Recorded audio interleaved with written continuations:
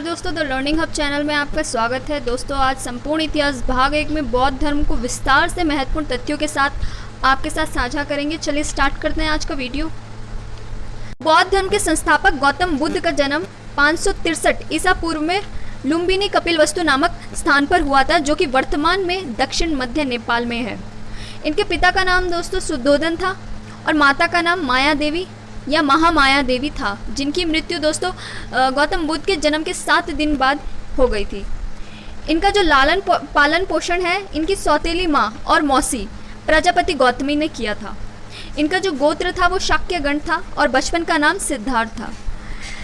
दोस्तों, इनकी पत्नी का नाम यशोधरा था। इनका विवाह 16 वर्ष की आयु में यशोधरा के साथ हुआ था और इनसे इनको एक पुत्र भी था जिसका नाम था राहुल। दोस्तों, गौतम बुद्ध को ज्ञान प्राप्ति बोध गया में पीपल के पेड़ के नीचे हुई थी। प्रथम उपदेश दोस्तों इन्होंने सारनाथ यानी कि ऋषि पत्तनम में दिया था और इनकी मृत्यु 483 ईसा पूर्व कुशीनगर उत्तर प्रदेश में हुई थी। दोस्तों, गौतम बुद्ध के जन्म के समय यानी कि सिद्धार्थ के जन्म के समय क्या होता है, उनके नामकरण के लिए 8 ऋषियों को आमंत्रित किया जाता है।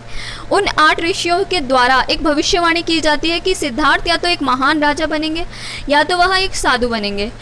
इस भविष्यवाणी से उनके पिता शुद्धोधन पर बहुत गहरा असर होता है। सिद्धार्थ साधु ना बने इसलिए वह क्या करते हैं, उन्हें महल की परिसीमा के अंदर ही रखते हैं। महल के अंदर उनको हर प्रकार की शिक्षा, मनोरंजन, भोग विलासिता की वस्तु प्रदान की जाती है ताकि वह दुनिया संसारिक दुखों से दूर रहे। और साथ ही उनका विवाह भी कम वर्ष में यानी कि 16 वर्ष की आयु में उनका विवाह कर दिया जाता है। परंतु एक दिन सिद्धार्थ का नगर भ्रमण का बहुत ज़्यादा मन होता है, तो वह जिद करके नगर भ्रमण के लिए जाते हैं और राजा की तरफ से ये कोशिश की जाती है कि उन्हें कोई भी ऐसी चीज़ ना दिखे जिससे वह दुखी हो, कोई भी ऐसा दृश्य ना दिखे। लेकिन क्या होता है, जब वह नगर भ्रमण के लिए जा रहे होते हैं तो उन्हें कुछ चीज़ें दिखाई देती हैं। क्या दिखाई देती हैं, पढ़ते हैं आगे। सिद्धार्थ जब कपिलवस्तु की सैर पर निकले तो उन्होंने 4 दृश्यों को देखा। बूढ़ा व्यक्ति, एक बीमार व्यक्ति, शव और एक सन्यासी। सन्यासी के मुखमंडल में बहुत ही तेज था और वह संसारिक दुखों से बहुत दूर था, तो उन्होंने एक सन्यासी का जीवन व्यतीत करने का सोचा।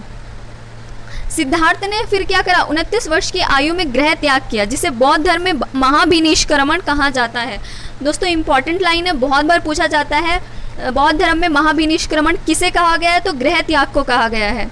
दोस्तों, गृह त्याग करने के बाद सिद्धार्थ ने अपने प्रथम गुरु अलार कालाम से सांख्य दर्शन की शिक्षा ली। उनका प्रथम गुरु भी बहुत बार पूछा जाता है।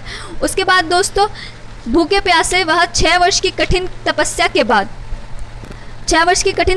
बाद 35 वर्ष की आयु में वैशाख पूर्णिमा की रात निरंजनी नदी के किनारे पीपल वृक्ष के नीचे सिद्धार्थ को ज्ञान की प्राप्ति होती है और वह बुद्ध के नाम से जाने लगते हैं। ठीक है, ज्ञान प्राप्ति के बाद सिद्धार्थ बुद्ध के नाम से जाने गए। वह स्थान दोस्तों बौद्ध गया कहलाया। गौतम बुद्ध ने अपना प्रथम उपदेश सारनाथ जो कि ऋषिपत्तनम में है वहाँ पर दिया, जिसे बौद्ध ग्रंथों में धर्मचक्र प्रवर्तन कहा गया। ठीक है, बौद्ध ने अपने उपदेश जन साधारण की भाषा पल्ली में दिए। बौद्ध धर्म प्रतीक बहुत इंपॉर्टेंट है दोस्तों, ये भी बहुत बार पूछा जाता है। जो बुद्ध के जीवन की जो घटनाएं हैं उन्हें बौद्ध धर्म में कुछ प्रतीकों से उन्हें क्या बोलते हैं, इंगित किया गया है। जैसे जन्म को कमल एवं सांड से, गृह त्याग जब वो करते हैं उसे घोड़े से चिन्हित किया गया है, ज्ञान को पीपल और बोधि वृक्ष से, निर्वाण पद्म चिन्ह से और मृत्यु स्तूप से।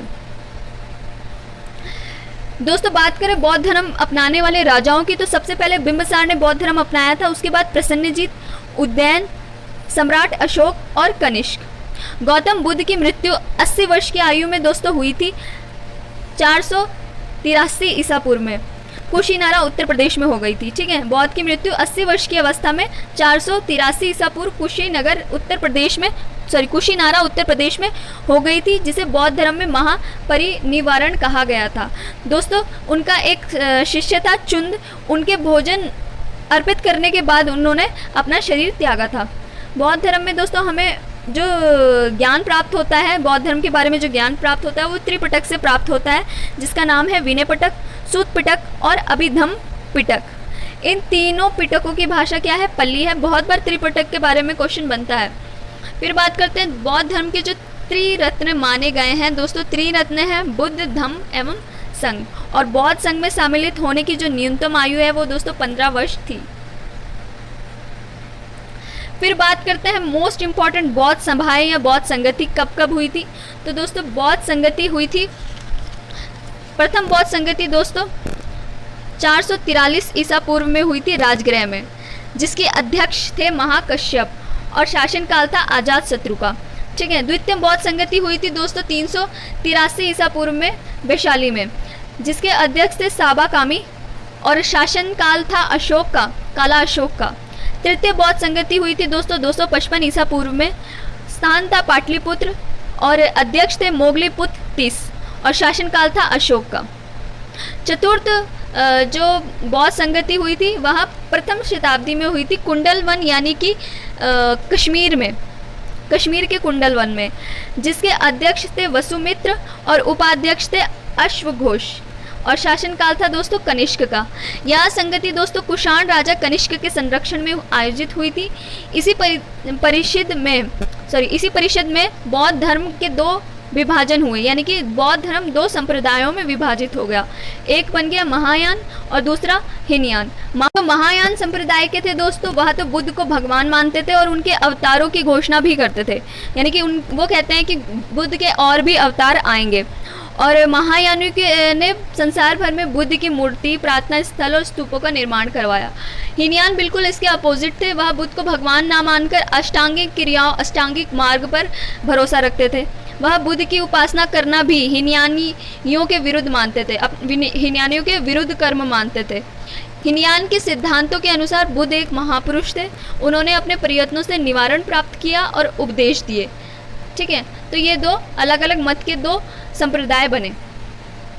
गौतम बुद्ध के पूर्व जन्म यानी कि उनका पहले भी पूर्व जन्म हुआ है, उससे रिलेटेड वर्णित कहानियाँ जो जातक ग्रंथ में पाई जाती हैं, और हीनयान का प्रमुख ग्रंथ कथा वस्तु है, जिसमें महात्मा बुद्ध का जीवन चरित्र अनेक कथानक के साथ वर्णित है। बौद्ध धर्म के आर्य सत्य जो हैं वो 4 हैं।